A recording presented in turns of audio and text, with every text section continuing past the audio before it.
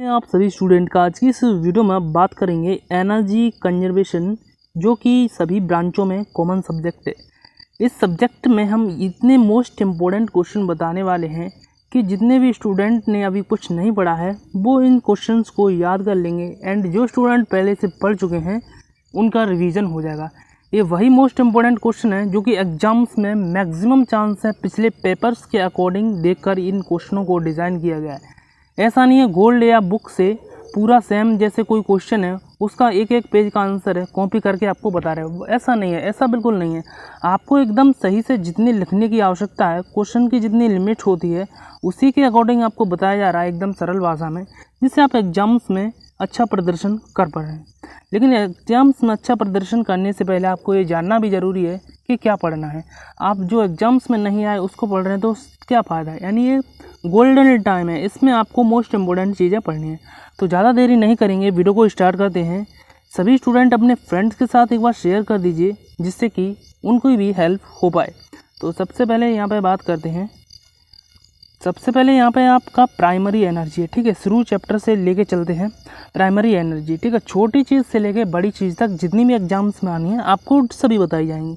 तो classification of energy, energy के दो भागों में वर्गीकृत किया गया है, एक प्राइमरी एनर्जी एंड सेकेंडरी, ठीक है। प्राथमिक ऊर्जा एवं द्वितीयक ऊर्जा, इनको हिंदी में बोलते हैं, राइट। इतना तो आप सभी जानते होंगे, छोटी छोटी इंग्लिश की चीज़ें, बट बताना भी ज़रूरी होता है, कोई बहुत सारे स्टूडेंट हिंदी माध्यम के होते हैं।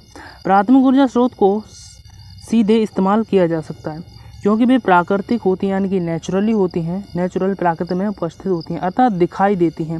जैसे फॉर एग्जांपल जैसे कोयला हो गया, तेल हो गया, प्राकृतिक गैस हो गया, लकड़ी, इन्हें हम सीधे तौर पर यूज कर सकते हैं, कोई भी दिक्कत नहीं होती है, राइट। तो इनके आप 2-3 एग्जाम्पल्स याद कर लीजिए, एंड ये डेफिनेशन हो गया, आपको 2 नंबर में देखने को मिल जाएगा, राइट। उसके बाद है सेकेंडरी एनर्जी। सेकेंडरी एनर्जी में क्या है, द्वितीयक ऊर्जा स्रोत को सीधे इस्तेमाल नहीं किया जा सकता है, जैसा कि अभी प्राकृतिक ऊर्जा को सीधे इस्तेमाल किया जा सकता था, लेकिन इसको नहीं किया जा सकता है। उदाहरण के लिए पेट्रोल, जो कच्चे तेल और विद्युत ऊर्जा के उपचार से प्राप्त होता है, ठीक है। पेट्रोल को कन्वर्ट करके उसे सही रूप में उपयोग लेने के लिए उसे कन्वर्ट किया जाता है, ठीक है। वो पेट्रोलियम होता है जिसे कन्वर्ट करके उसे पेट्रोल बनाया जाता है, यानी उसे सीधे तौर पर यूज नहीं किया जा सकता, जबकि प्राकृतिक चीज़ों को हम सीधे तौर पर यूज कर सकते हैं। इनका एग्जाम्पल पेट्रोल, विद्युत ऊर्जा आदि आप लिख सकते हैं, राइट। उसके बाद है कॉमर्शियल एनर्जी। कॉमर्शियल एनर्जी यह निश्चित मूल्य पर बाजार से प्राप्त होने वाली सुलभ ऊर्जा है। आपको जितनी भी ज़रूरत है उतना ही हम आपको बताएंगे, राइट। इतना नहीं है कि एक एक पेज का आपको रामायण बता दिया, जैसा गोल्ड में दिया है सेम आपको कॉपी करके बता दें, तो फिर बताने का फ़ायदा ही क्या रहता है। विद्युत ऊर्जा, प्राकृतिक गैस आदि इसका एग्जाम्पल्स है, ये औद्योगिक देशों के लिए प्रधान स्रोत है। तो इतना आपको कॉमर्शियल एनर्जी हो गया, ये पूछेगा। उसके बाद non commercial energy. Non commercial energy, इसे परंपरागत इंजन के रूप में जाना जाता है। इस ऊर्जा का उपयोग धन तथा आय कमाने के लिए नहीं किया जा सकता। इसमें जलाऊ की लकड़ी, कृषि के अवशेष, पशु का गोबर इत्यादि शामिल है। तो ये आपको नॉन कॉमर्शियल एनर्जी के एग्जाम्पल्स को लिख लेना है। उसके बाद ये सारी चीज़ें देख सकते हैं, जिसकी आप ज़रूरत हो तुरंत आप स्क्रीनशॉट ले लीजिए, जिससे बाद में दिक्कत ना हो। चैप्टर नंबर 2 में इम्पोर्टेंट टॉपिक हैं energy management, energy conversation, energy efficiency, and 5 important topics हैं, ठीक है। अब इम्पोर्टेंट टॉपिक्स का डेफिनेशन भी आपको बता देते हैं। सबसे पहले वेरी इंपॉर्टेंट क्वेश्चन है एनर्जी कन्वर्सेशन एक्ट। इसका ये नियम आपको पॉइंट बाय पॉइंट में लिखना है एंड याद कर लेना, मोस्ट इम्पोर्टेंट है। इसका स्क्रीनशॉट लेते चलिए। भारत सरकार द्वारा 2001 में ऊर्जा संरक्षण अधिनियम 2001 एक्ट 2001 पारित किया गया था।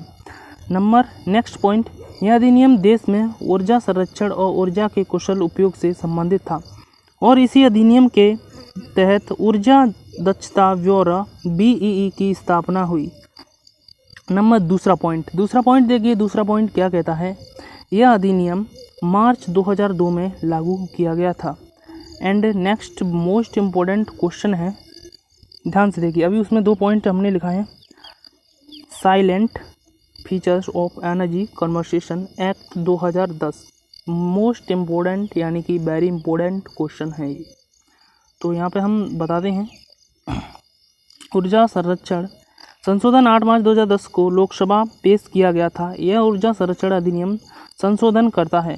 केंद्र सरकार के तहत BE की स्थापना होती है जिसका कार्य ऑर्डर और प्रबंधक के लिए सर्टिफिकेट जारी होगा। तो इन चीज़ों को आपको याद करना है, इसमें कोई भी चीज़ समझाने की नहीं है, ठीक है। तो इतना आप देख सकते हैं, इसके स्क्रीनशॉट लेते चलिएगा, ठीक है। इस प्रकार से इसको इतने पार्ट में डिवाइड किया गया है। यहाँ पे ये नियम हो जाता है ख़त्म। उसके बाद आता है स्टार रेटिंग। स्टार रेटिंग यहाँ पर डेफिनेशन देखिए, स्टार रेटिंग बीई द्वारा शुरू की गई प्रणाली है जो एयर कंडीशनर जैसे उपकरण की ऊर्जा दक्षता को निर्धारित करती है। उनकी ऊर्जा दक्षता के अनुसार पर उन्हें 1 से 5 तारों के पैमाने पर रेट किया जाता है, ठीक है। इसमें कोई समझने वाली चीज़ हो तो हम आपको डेफिनेटली बताएंगे, एंड जो भी है आपको पढ़ते हुए दिखाते चलते, जिससे आपका रिवीजन एंड आपके दिमाग में चीज़ें रहेंगी। एक निर्माता को स्टार की रेटिंग प्राप्त करने के लिए बीई के साथ पंजीकरण करना पड़ता है और प्रयोगशाला में अपने उत्पादों का परीक्षण करना पड़ता है। बीई मान्यता प्राप्त द्वारा प्रयोगशाला में परीक्षण के बाद उपकरणों पर स्टार रेटिंग चिपका देती है। यह कई उत्पादों जैसे रेफ्रिजरेटर, टीवी आदि पर लागू किया जाता है। अगला देखिए, स्टार रेटिंग के लिए उपलब्ध उत्पाद के प्रकार।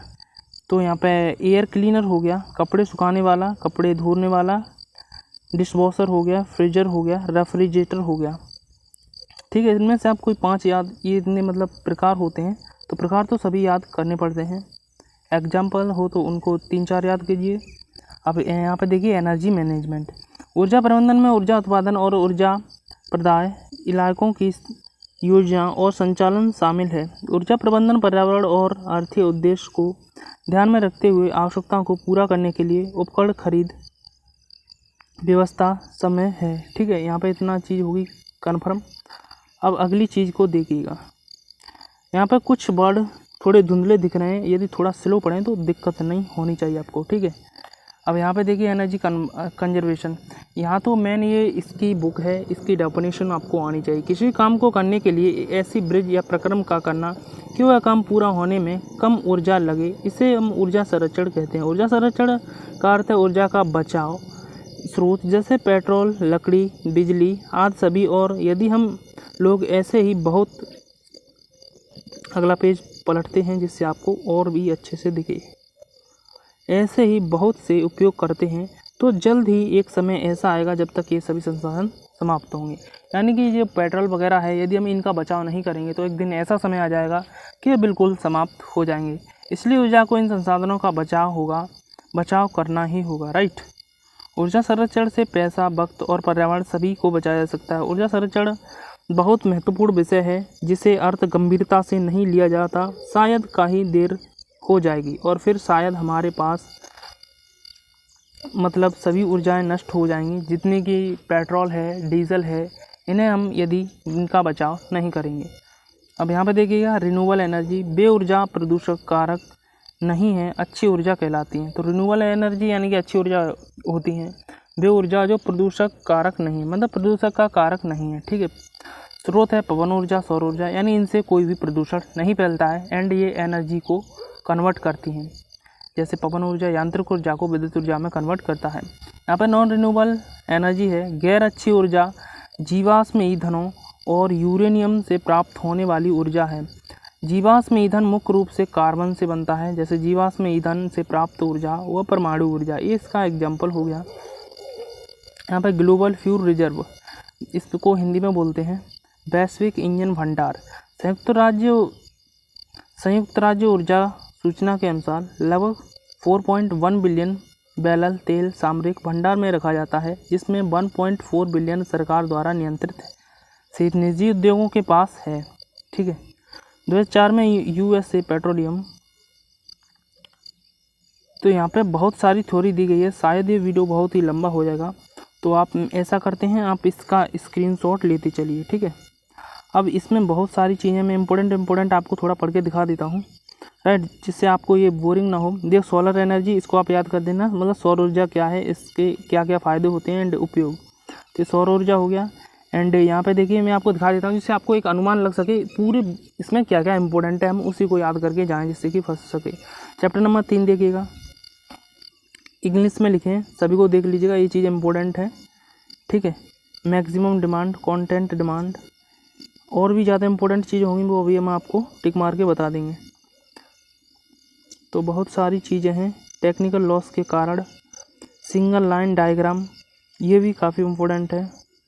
उसके बाद आप देखते चलिएगा, ज़्यादा इम्पोर्टेंट चीज़ें उनको आपको एकदम रट लेना है, जिससे एग्ज़ाम्स में सेम आप छाप सकें, जिससे एग्ज़ाम्स में आप फुल मार्क्स गेन कर सकें। यानी कि जो 7 या 5 नंबर की चीज़ें उसे 5 में से 5 आना चाहिए, यदि आपकी लिखावट एंड थ्योरेटिकल चीज़ों को सही से लिखी गई हों। तो यहाँ पे ध्यान दीजिएगा, ये LED काफ़ी इम्पोर्टेंट है, LED CFL, इसको रट के ही जाइएगा, ठीक है एकदम, क्योंकि बना के लिखने से थोड़ा नंबर कट जाता है, एंड जो चीज़ें हैं सेम वही लिखोगे तो नंबर नहीं कटेगा। यहाँ पे energy conservation Boulding code ECBC, ये चैप्टर काफ़ी इंपॉर्टेंट है। इसमें इंपॉर्टेंट टॉपिक हमने आपको लिख दिए हैं, जो कि ज़्यादातर रिपीटेड क्वेश्चन है। पेपर से एनालिसिस करने के बाद आपके लिए ये PDF एंड नोट्स डिज़ाइन किया गया है। यहाँ पे ऊर्जा संरक्षण भ्रमण रहित ECB की विशेषताएँ, ये काफ़ी इंपॉर्टेंट है, पॉइंट बाई पॉइंट याद कर लीजिएगा, राइट। तो इन सभी को पॉइंट बाई पॉइंट याद करने के बाद अब नेक्स्ट चीज़ देखते हैं। इसमें 5 या 4 पॉइंट याद कर लीजिए, तो स्क्रीनशॉट ले लीजिए, या और भी देख सकते हैं। काफ़ी इंपॉर्टेंट चीज़ें लिखी गई हैं, समय काफ़ी हो जाएगा, ठीक है। इस वजह से हम एक एक चीज़ पढ़ के नहीं सुनाएंगे। ऐसा तो नहीं है कि मैथ है तो समझाना है, समझाना नहीं है इसमें। अब देखिए यहाँ पे बहुत सारी ऊर्जाएं दी हुई हैं। ये ऊर्जा है गैस टरबाइन को जनरेट सिस्टम, तो इसको भी आपको इसके एडवांटेज याद कर लेने हैं। एडवांटेज मतलब इसका लाभ। एंड यहाँ पे देखिए हीट रिकवरी, इसको भी इम्पोर्टेंट है, इसके एडवांटेज यानी कि लाभ, डिसएडवांटेज, हानि याद कर लेनी। हीट रिकवरी का यूज, ठीक है, यानी हीट रिकवरी का प्रयोग कहाँ पे किया जाता है। उसके बाद यहाँ पे देखिए इंपॉर्टेंट टॉपिक हैं, प्रकाश लाइट, ये सभी इंपॉर्टेंट टॉपिक है। आप ये देखिए हम इनमें से क्या क्या पढ़ें क्या नहीं पढ़ें, इनको कुछ आप अपनी बुक्स या गोल्ड से कंप्लीट कीजिएगा, एंड हम जो नोट्स दे रहे हैं उनसे भी कंप्लीट कीजिए। हमारे नोट्स में आपको मिनिमम यानी कि मिनिमम वर्ड में आपको अच्छी चीज़ें मिल जाएंगी, ठीक है, जो कि आपको एग्जाम्स में अच्छा मार्क्स दिलाएंगे। एंड यहाँ पर देखिए एनर्जी सेविंग इन कंप्यूटर, यानी कंप्यूटर में ऊर्जा की बचत किस प्रकार कर सकते हैं, 5 पॉइंट आपके लिए बहुत हैं। अब energy saving in the refrigerator, यानी कि रेफ्रिजरेटर में हम एनर्जी को सेव किस प्रकार कर सकते हैं, इसमें आप लिख लीजिएगा, कम से कम आधा पेज भर जाना चाहिए। अब एनर्जी ऑडिट चैप्टर नंबर 10 है, तो यहाँ पे जितने भी इम्पोर्टेंट टॉपिक्स हैं वो हम सबसे पहले लिख देते हैं, उसके बाद आपको बताते हैं। एनर्जी ऑडिट डेफिनेशन ये रहा, ऊर्जा लेखन एवं संगठन है जिसका उद्देश्य उत्पादकता को प्रभावित किए बिना ऊर्जा की बचत और ऊर्जा की लागत में कमी के तरीका सुझाव देना। Type of the energy audit इतने प्रकार का होता है, ठीक है। अब यहाँ पे देखिए बहुत सारी चीज़ें हैं, आप ये कहेंगे इतनी बता रहे हैं, एक दिन में हम क्या क्या करेंगे, तो ये सारी चीज़ें बहुत ही इम्पोर्टेंट है।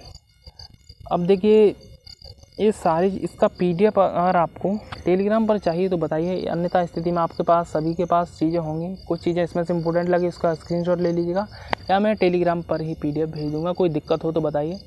अब कोई भी सब्जेक्ट का इंपॉर्टेंट क्वेश्चन चाहते हैं तो आपसे मिलेंगे हम नेक्स्ट वीडियो में।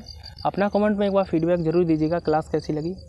एंड मैं इसको पूरी पढ़ के सुनाता तो भी कुछ फ़र्क नहीं पड़ता, बट आपके लिए टाइम ज़्यादा लग जाता, एंड आपने मोस्ट इंपॉर्टेंट चीज़ें आप देख चुके हैं। तो मिलेंगे आपसे नेक्स्ट वीडियो में।